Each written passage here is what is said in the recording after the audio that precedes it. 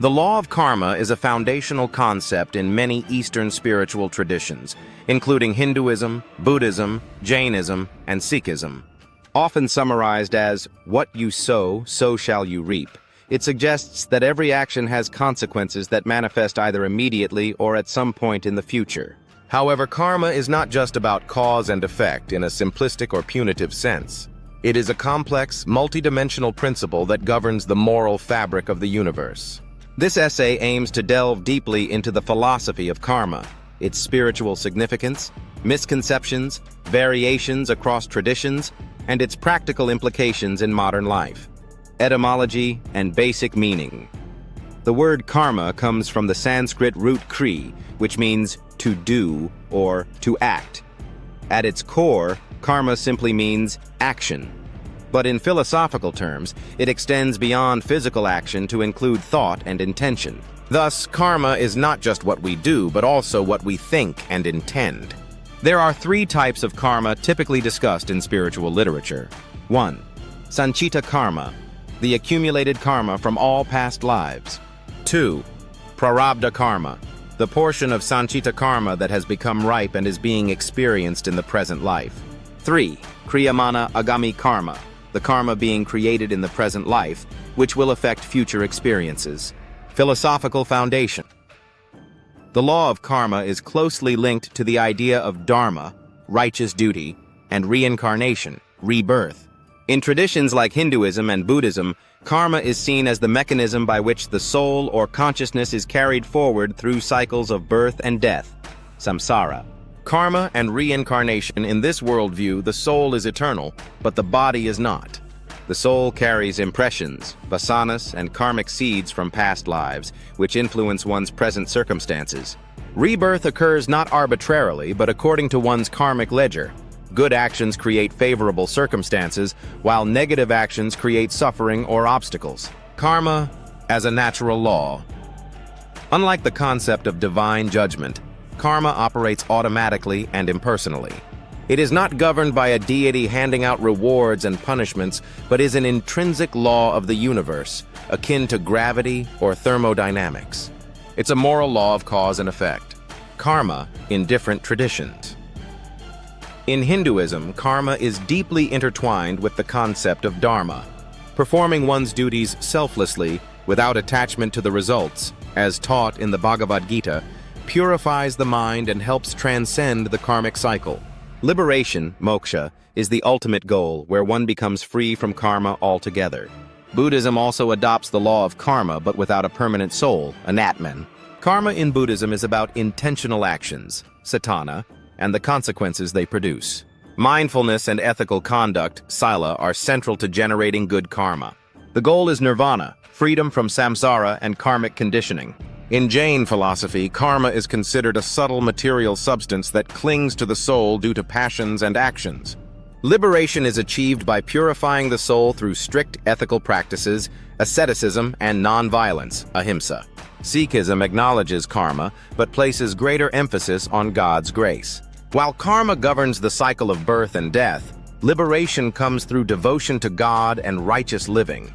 The mechanics of karma operates on several levels, not just physical outcomes.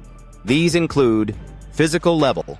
Good actions often bring favorable results, e.g., generosity may bring social respect or support. Bad actions can result in legal trouble, illness, or misfortune. Emotional and mental level. Negative thoughts and emotions, like anger, jealousy, generate inner turmoil and attract negativity. Positive emotions, like compassion, gratitude, create inner peace and harmony. Spiritual level. At a deeper level, karma determines the state of the soul or consciousness. Selfless actions purify the soul, while selfish or harmful actions create binding karmic impressions, samskaras. Misconceptions about karma is punishment. Karma is not about punishment or reward. It's about learning and evolution.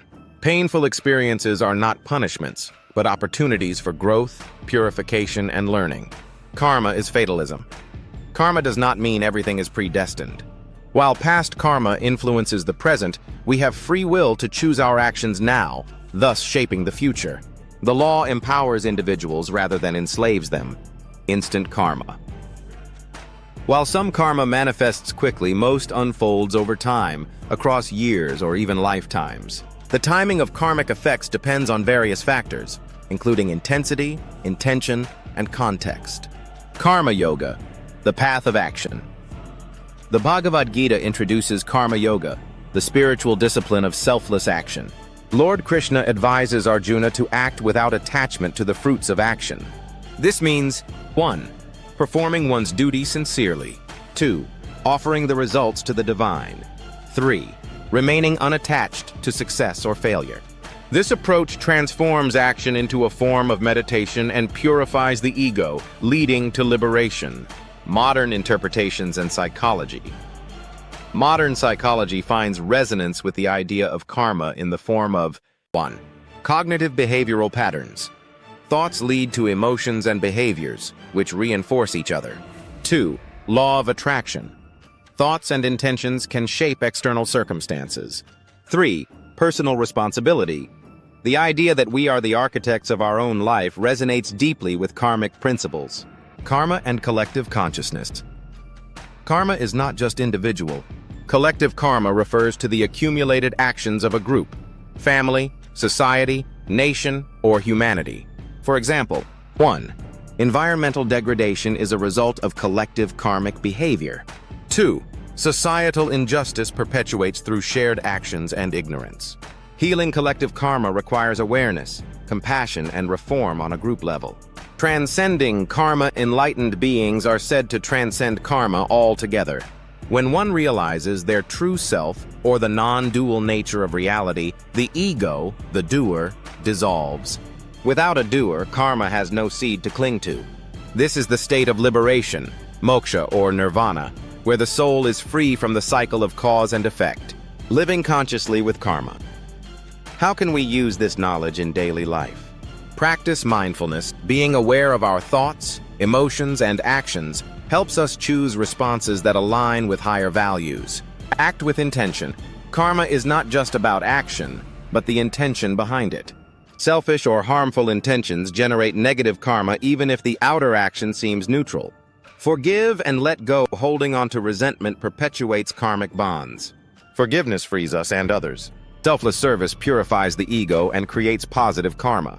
Difficulties can be seen as karmic consequences or opportunities for soul growth. Acceptance transforms suffering into wisdom. Karma and relationships. Relationships often carry karmic ties, unfinished business from past lives. Some signs of karmic relationships include 1. Instant connection or aversion. 2. Intense emotional experiences. 3. Repeating patterns of behavior. Understanding this can help us approach relationships with empathy and wisdom, rather than blame or victimhood. The law of karma and free will. Karma does not negate free will. Rather, it works with it. Think of karma as a river flowing from the past. You can float with it, fight it, or use your paddles, free will, to steer in a new direction. Awareness gives us the power to create new karmas and break old patterns. The role of a guru or divine grace. In many traditions, a realized master or divine grace can help burn or neutralize karma. Through their guidance, transmission of energy, Shaktipat, or spiritual practices, one can accelerate karmic purification. Devotion, surrender, and humility open the door to such grace. The law of karma is not a system of divine judgment, but a compassionate, intelligent design that supports growth, learning, and evolution. It offers a profound lens through which to view life's challenges and blessings, not as random or cruel, but as purposeful and educational. Understanding and aligning with the law of karma can 1. Empower us to take responsibility for our lives. 2. Help us cultivate compassion for ourselves and others. 3.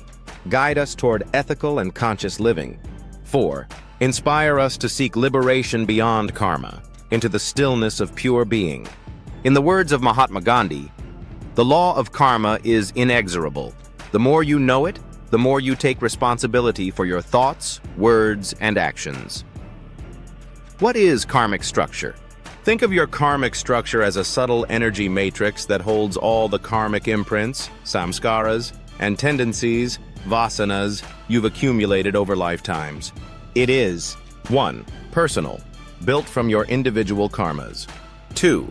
Multi-layered, includes actions from this life, past lives, and even inherited karmas from ancestors or family lines.